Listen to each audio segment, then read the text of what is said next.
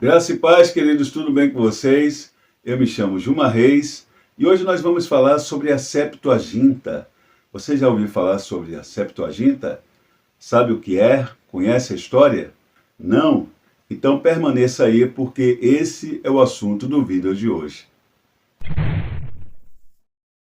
A primeira tradução grega do Antigo Testamento é conhecida como Septuaginta, que é uma forma abreviada da expressão latina Interpretatio Septuaginta Virorum, que significa interpretação dos 70 homens.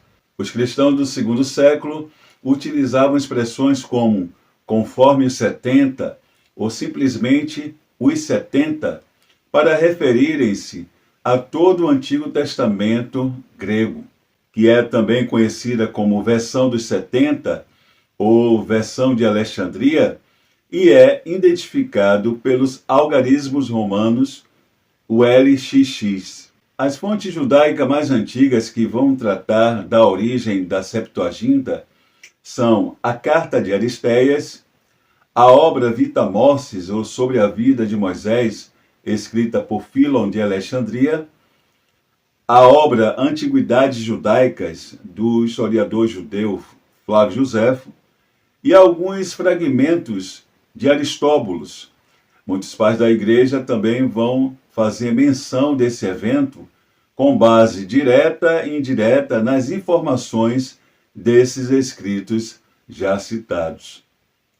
Mas, dentre todas essas fontes históricas, a Carta de Aristeias ela é considerada uma fonte primária e mais completa a tratar sobre a origem da Septuaginta.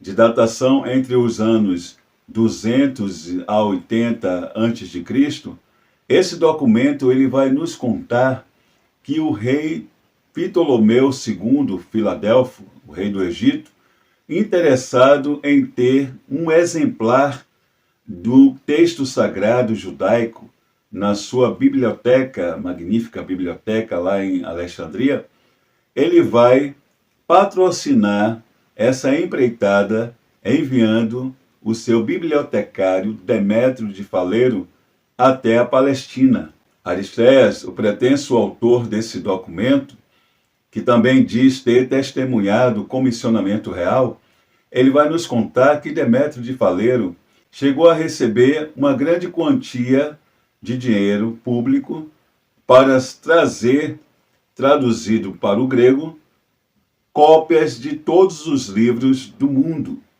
para compor a Biblioteca de Alexandria.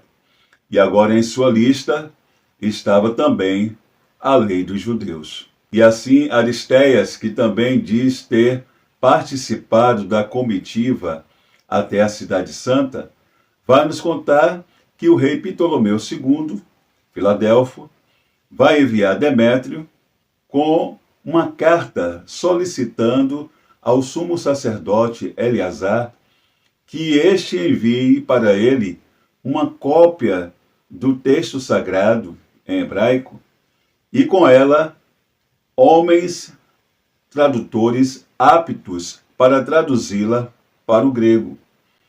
Vai enviar também muitos presentes ao sacerdote e a promessa, a notícia de que iria libertar 120 mil judeus que estavam presos lá em Alexandria. E assim, ao chegar na Cidade Santa, a comitiva do Egito ela é bem recebida. O sumo sacerdote Eleazar ele vai retribuir os presentes recebidos do rei do Egito com outros presentes e vai atender à sua solicitação enviando-lhe uma cópia do texto sagrado e juntamente com ela 72 sábios judeus piedosos, 6 de cada tribo de Israel, cujos nomes iam listados na carta, para efetuar assim a tradução. Esses homens, quando chegam em Alexandria, diz a história que são recebidos com festa e são colocados em celas separadas, para assim começarem o trabalho da tradução do texto hebraico para o grego.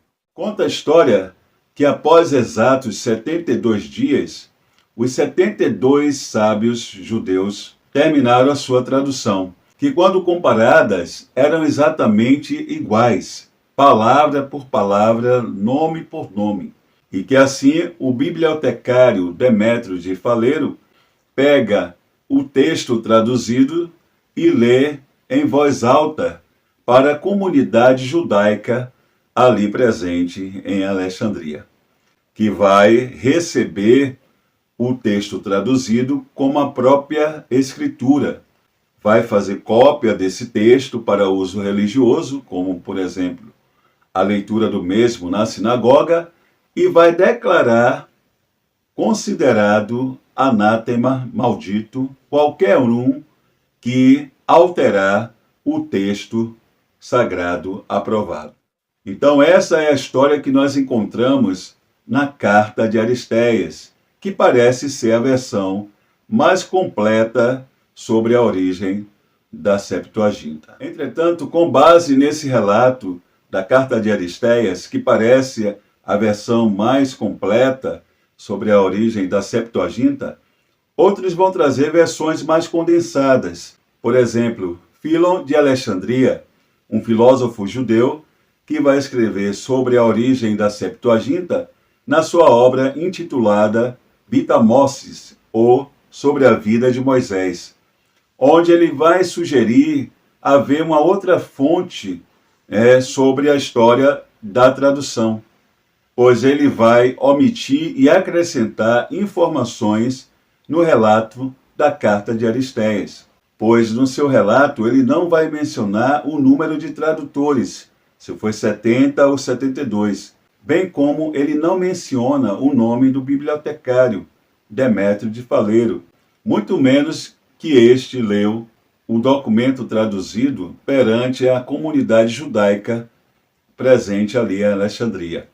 O que ele vai acrescentar é que o local da tradução foi escolhido pelos próprios tradutores e que esse lugar teria sido a ilha de Faros, onde eles teriam sim sido colocados separados, mas meio que como uma divindade, um apontador invisível, tivesse os guiado, sussurrado no ouvido de cada um deles, eles teriam escrito as mesmas palavras, as mesmas frases e colocado os mesmos nomes.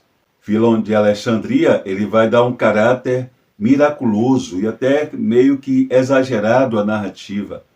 Porém, ele vai considerar o texto traduzido como único, inspirado de igual modo ao texto original, ou seja, a Torá. Outro também que vai relatar a origem da Septuaginta, mas que na verdade ele não irá acrescentar, contribuir em nada, pois ele apenas reescreve o relato de Aristéias, parafraseando, é o historiador judeu Flávio Josefo.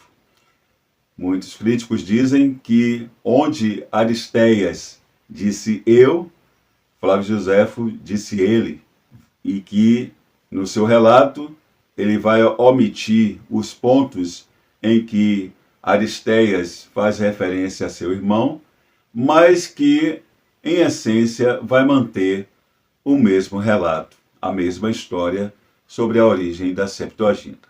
Temos também Aristóbulo, que muitos dizem se tratar do mais velho dos 5 filhos de João Hírcano, ali da família asmoneana dos Macabeus, morto no ano 103 a.C., e que também é identificado como preceptor do rei Ptolomeu II, Filamentor, que é mencionado no livro apócrifo de 2 Macabeus, no capítulo 1, versículo 10. Desse filósofo Aristóbulo, são conhecidos 5 fragmentos, dos quais o que nos interessa aqui é aquele mencionado por Eusébio de Cesareia, na sua obra História Eclesiástica, onde Aristóbulo vai afirmar que poetas gregos como Homero, Hesíodo e filósofos como Platão, Sócrates e Pitágoras embeberaram-se em Moisés e que já havia porções do Pentateuco na língua grega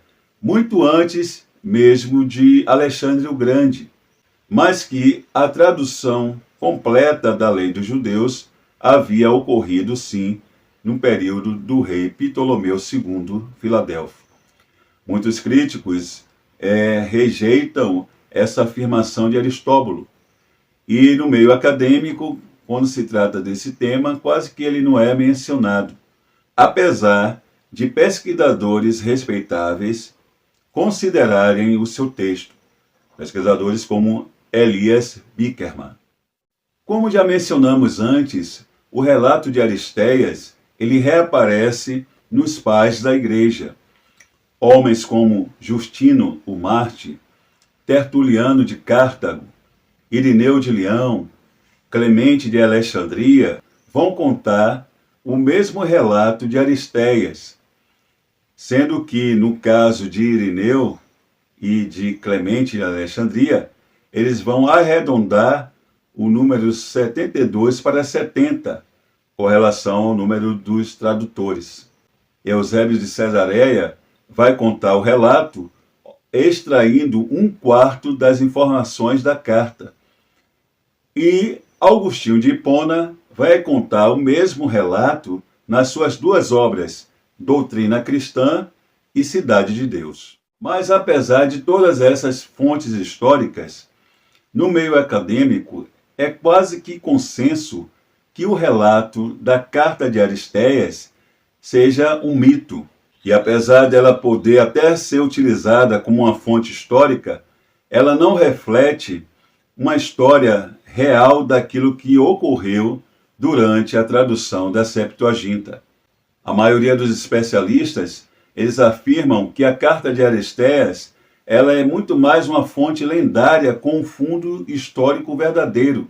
Isso porque ela teria sido escrita com o objetivo de ser muito mais uma propaganda, tanto para judeus como para não-judeus, com o objetivo de legitimar, ou seja, dar credibilidade e fomentar o uso da tradução grega, ou seja, a Septuaginta. E quando nós olhamos o contexto histórico da helenização, nós podemos compreender o porquê disso. Nós vamos lembrar que com a expansão das fronteiras do Império Greco-Macedônio e da sua vitória posterior sobre os persas, impondo assim o seu domínio vitorioso sobre o Oriente Próximo, o aramaico ele deixou de ser a língua franca, dando lugar para o grego. O grego ele se tornou o que o inglês é hoje para o mundo. E nesse contexto também nós vamos lembrar que os judeus pós-exílio, eles se estabeleceram em centros cosmopolitas, como por exemplo em Alexandria. E para que eles pudessem continuar com suas práticas religiosas, era necessário que o texto sagrado em hebraico fosse traduzido para o grego, já que eles já não dominavam nem mesmo o hebraico. E é dentro desse contexto que a carta de Aristéias ela é escrita. Bom, segundo especialistas, biblistas, homens e mulheres que dominam o grego, como Paulo Von, Elias Bickerman e Karen Jobs, o conhecimento da Septuaginta é importante para nos aprofundarmos nos textos do Novo Testamento, uma vez que o seu vocabulário, em vários trechos, é dependente da tradução grega.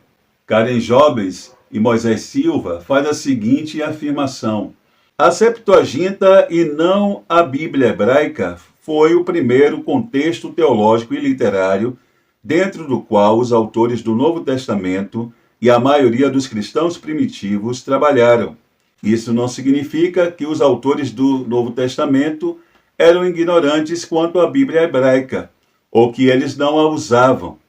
Mas desde que os autores do Novo Testamento estavam escrevendo em grego, eles naturalmente citariam e aludiriam à versão grega e não à hebraica. A Septuaginta, ela foi a Bíblia dos judeus helenistas, dos apóstolos e dos cristãos primitivos. O próprio Mestre Jesus fazia uso da Septuaginta. quando ele cita passagens como Mateus capítulo 4, versículo 10, Lucas capítulo 4, versículo 8, ele está citando Deuteronômio capítulo 6, versículo 13, e na versão grega, na versão Septuaginta. E o mais interessante é que antes de Jesus citar a tradução dos 70, ele usa a fórmula que lhe concede autoridade. Está escrito. Então, o nosso mestre Jesus, ele utilizava sim a Septuaginta. Era a Bíblia que ele lia. É claro que há a possibilidade de ele ter lido uma variante textual hebraica que foi usada para traduzir a Septuaginta. Mas isso não exclui dele ter lido uma escritura medieval diferente do texto massorético. Muito bem, queridos, e assim chegamos ao final do nosso vídeo. O vídeo de hoje ficou muito longo, mas isso devido ao tema que tem muito que ainda ser explorado. E por isso que eu vou deixar essa indicação de leitura para você. Septuaginta, o guia histórico e literário do Ezequias Soares, um livro da editora Ragnus. Se você quiser se aprofundar mais sobre a questão linguística, né, as implicações, as discussões acadêmicas que há em torno desse tema, um livro que eu indico para você é Septuaginta, Guia Histórico e Literário do Ezequias Soares. Vale muito a pena, tá bom?